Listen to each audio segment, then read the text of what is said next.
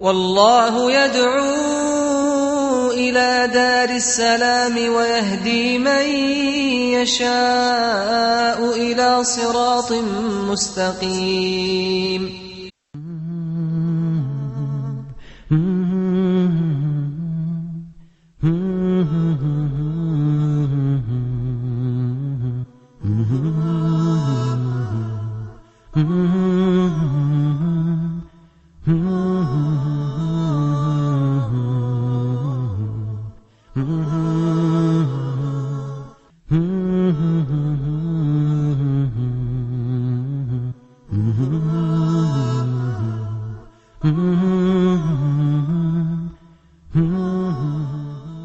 بسم الله الرحمن الرحيم. الحمد لله والصلاة والسلام على رسول الله وآله وصحبه ومن اهتدى بهداه.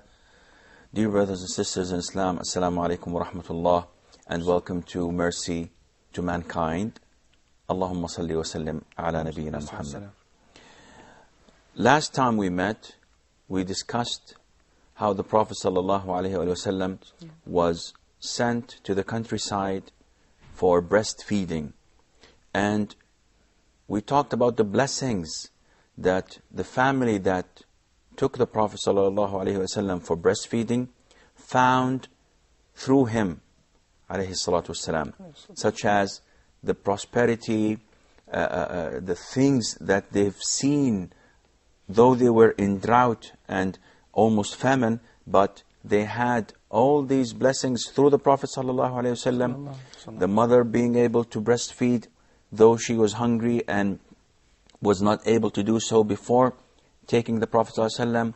The camel became healthy, the sheep became fat, and the area itself became green.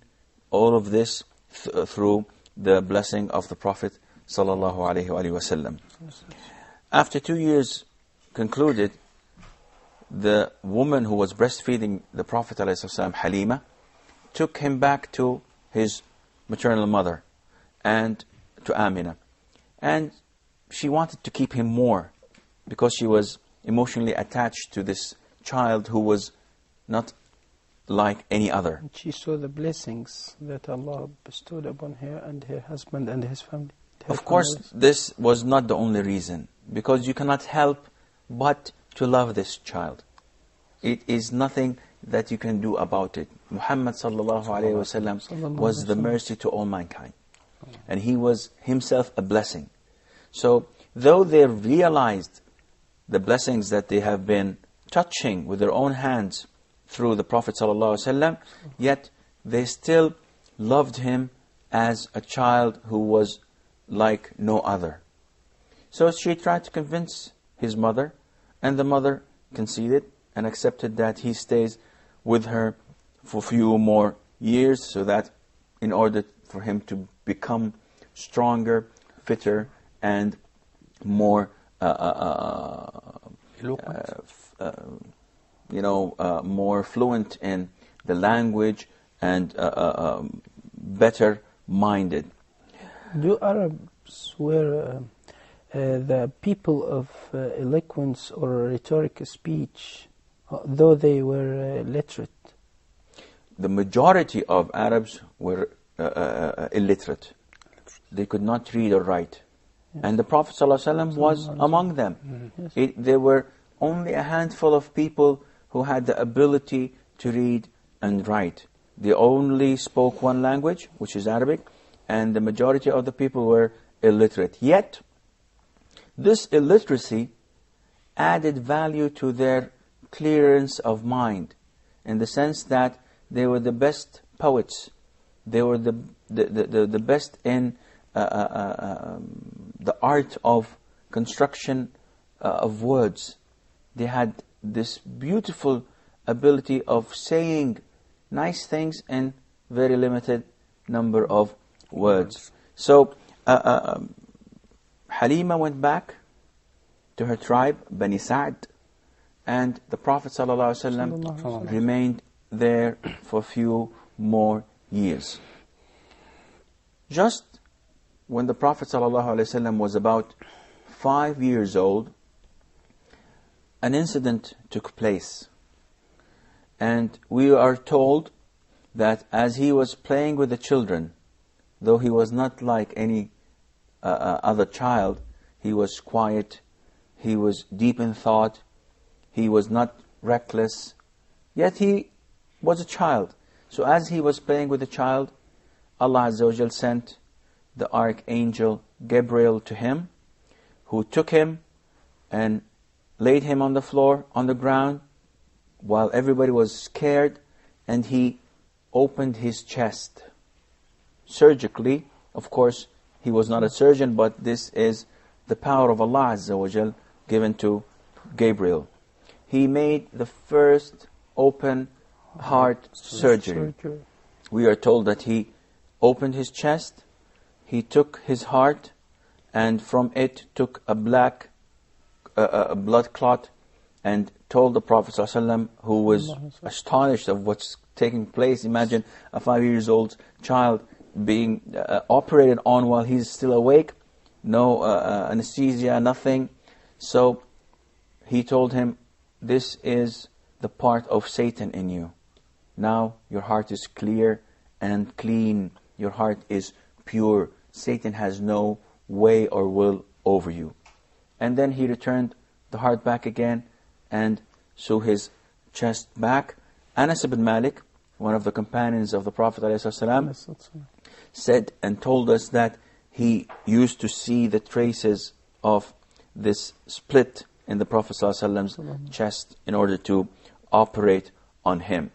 And we realize that the Satan's part of the Prophet ﷺ was taken out when we read about his biography, ﷺ, about his seerah, and discover that he had never ever committed a major sin, and that he had never ever told a lie, and that he had never ever prostrated or bowed to any of the idols at that time.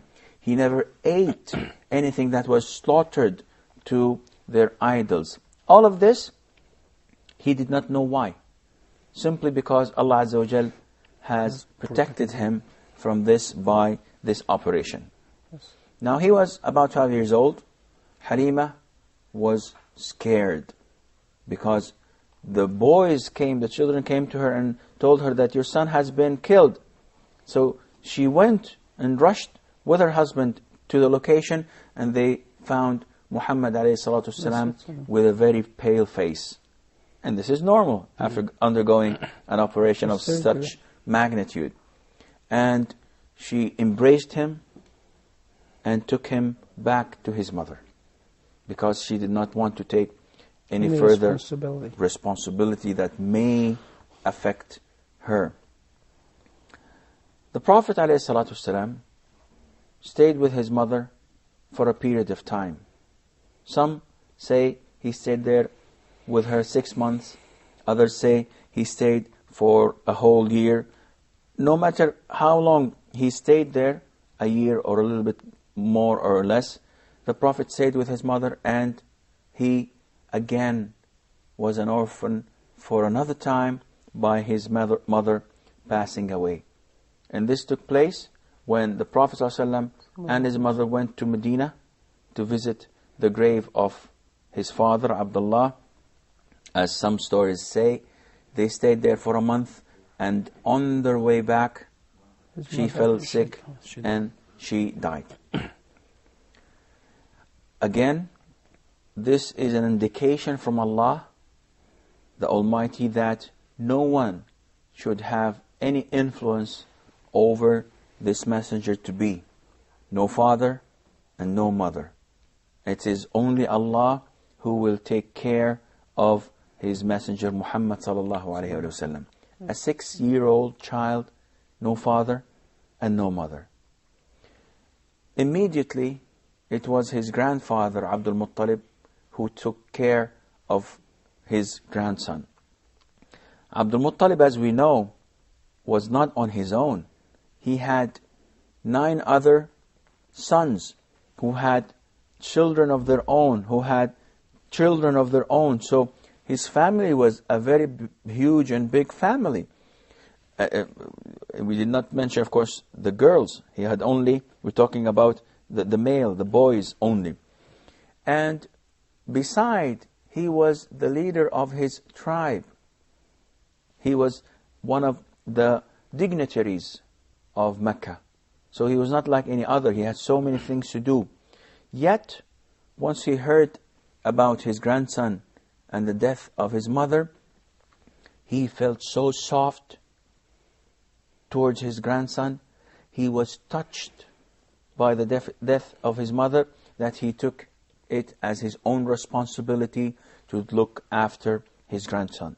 Though he could have given him to any one of his sons to take care of, yet he assumed the responsibility on his own, by himself.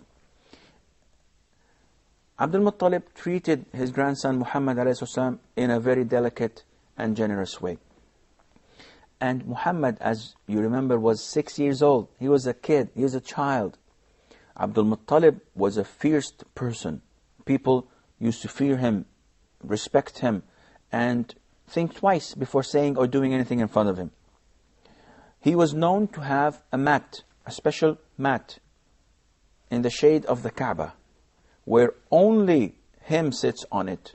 No one dares approach this mat to sit on it, except Muhammad sallallahu alaihi wasallam, who used to come as a child, walking, until he comes to that mat and sits in the middle of it.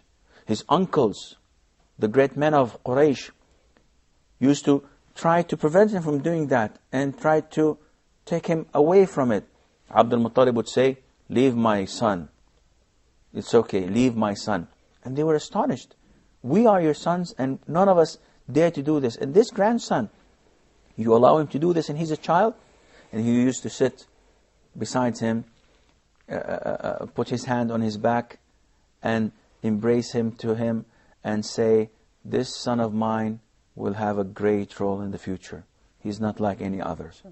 They can see, they know he's different, he's intelligent, he's honest. It's not something within him, but they can tell and they can sense that there is something very special about Muhammad sallallahu alaihi wa alihi wasallam. But don't you think that there is a wisdom behind having Muhammad sallallahu alaihi wasallam being raised up as an orphan? Can you elaborate a little bit more? Yeah, I think that Allah wants himself, the Almighty wants us to raise Muhammad sallallahu alaihi wasallam. So he had him, he had his father and his mother dead. Yes, well, I think I mentioned this a little bit earlier, saying that Allah Azza wa Jal wanted to be responsible over Muhammad alayhi salam, not to be influenced by any of his parents, not his mother nor his father. And that is why he was raised as an orphan, sallallahu alayhi wa sallam.